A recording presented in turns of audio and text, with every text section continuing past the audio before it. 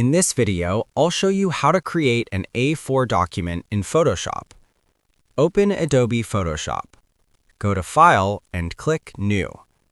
Set the measurement unit to millimeters. Set the width to 210 millimeters and the height to 297 millimeters. For screen use, set the resolution to 72 dpi and choose RGB color mode.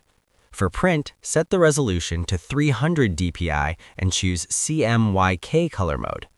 Once everything is set, click Create.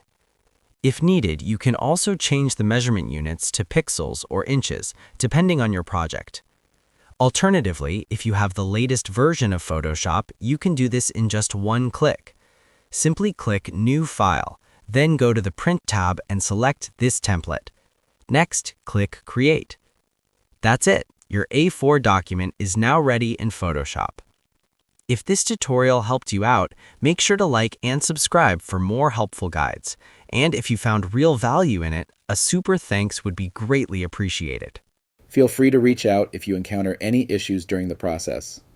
If this video helps you out, please leave a like and subscribe. Comment below if you have any questions. If you need further assistance, consider hiring a professional using the link in this video below.